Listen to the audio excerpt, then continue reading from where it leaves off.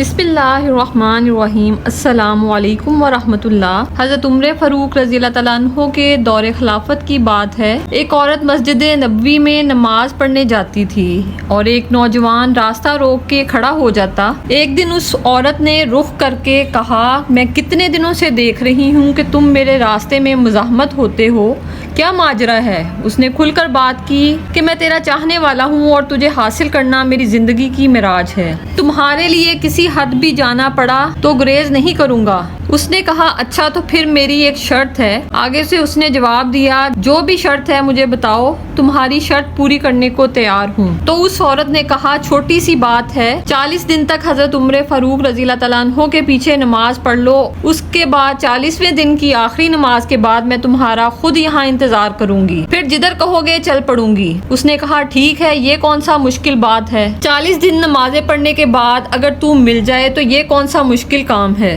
اس نے 40 دن حضرت عمر فاروق رضی اللہ تعالیٰ عنہ کے پیچھے نماز پڑھی تو دل کی دنیا ہی بدل گئی۔ 40ویں دن کی آخری نماز کے بعد جب وہ نوجوان واپس پلٹنے لگا تو وہ لڑکی حسب وعدہ وہاں کھڑی تھی۔ 40ویں دن کی آخری نماز کے بعد جب وہ نوجوان واپس پلٹنے لگا تو وہ لڑکی حسب وعدہ وہاں کھڑی تھی، لیکن اس نے دیکھا نہیں اور نظر جھکا کے آگے نکل رہا۔ تو اس لڑکی نے کہا، جانے والے توجہ کر، میں تیرے لیے یہاں کھڑی ہوں۔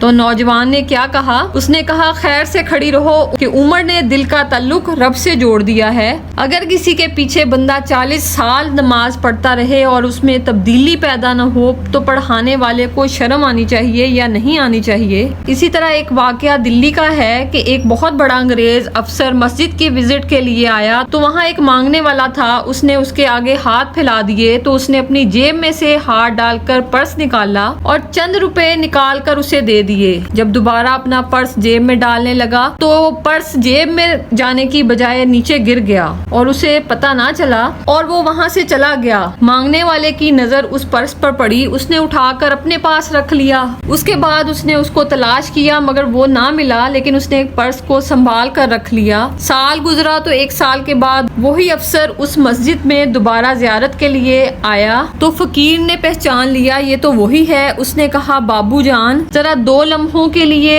رک جائیں۔ تو اس نے کہا، کیا ماجرا ہے؟ تو اس نے کہا، بس کچھ لمحات کے لیے آپ رکیں۔ اور خود وہ دوڑ کر اپنی کٹیا کی طرف چلا گیا اور اپنی کٹیا سے وہ پرس لے کر آیا، اس کے ہاتھ میں دیا کہ پچھلے سال آپ یہاں آئے تھے تو آپ کا یہ پرس گر گیا تھا اور میں کافی دیر آپ کو ڈھونڈتا رہا مگر آپ نہ ملے، تو میں نے اس امید پر رکھ لیا کہ شاید دوبارہ آپ سے کبھی ملاقات ہو جائے تو آپ کو دے دوں گا۔ تو افسر کی آنکھیں پھٹی کی پھٹی رہ گئیں۔ اس نے کہا، جو ٹکا ٹکا مانگ رہا ہے اتنا قیمتی پرس اور اس میں اتنی رقم، تو تم اسودہ زندگی گزار سکتے تھے، تو یہ پرس واپس کیوں کر رہے ہو؟ اس نے کہا، مانگنے کی بات اور ہے لیکن یہاں ماجرا اور ہے۔ اس نے کہا، کیا ماجرا ہے؟ تو اس نے جواب دیا، اگر میں تیرا پرس سنبھال لیتا، استعمال کر لیتا، 4 دن کی زندگی ایسے گزار لیتا، لیکن مسئلہ یہ نہیں۔ مسئلہ یہ ہے کہ تو عیسائی ہے اور میں حضور کا غلام۔ کل قیامت کے دن اگر تیرے نبی حضرت عیسیٰ علیہ السلام نے میرے نبی حضرت محمد صلی اللہ علیہ وآلہ وسلم کے سامنے شکایت لگا دی کہ آپ کے امتی نے میرے امتی کا پرس چرایا تھا، تو پھر میرے نبی کو تیرے نبی کے سامنے شرمندگی اٹھانی پڑے گی۔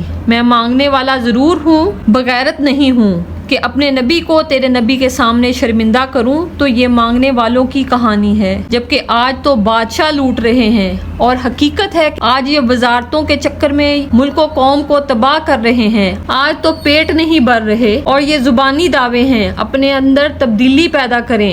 ہم اپنے ماضی کی تاریخ پڑھتے ہیں تو حیرت زدہ ہو جاتے ہیں کہ لوگوں میں کتنی اخلاقی بلندی تھی اور آج ہمارے اخلاق لٹ گئے اور آج ہمارے کردار نہیں رہے، جھوٹے دعوے دار ہو گئے ہیں۔ چاروں طرف فریب ہی فریب ہے۔ مسلمانوں، اپنی غیرت ایمانی کو جگاؤ۔ نبی سے محبت کے دعوے دار تو بہت ہیں لیکن وہ بھی لفظوں تک ہیں۔ اپنی عملی زندگیوں کو ان کی پیروی کے مطابق گزارو جو محبت کی اصل ہے۔ ان کے بتائے ہوئے طریقوں کے مطابق زندگی بسر کرو۔ اللہ کریم ہمیں عمل کی توفیق عنایت فرمائے اور شعور کی دولت عطا فرمائے۔ آمین۔ جزاک اللہ الخیر۔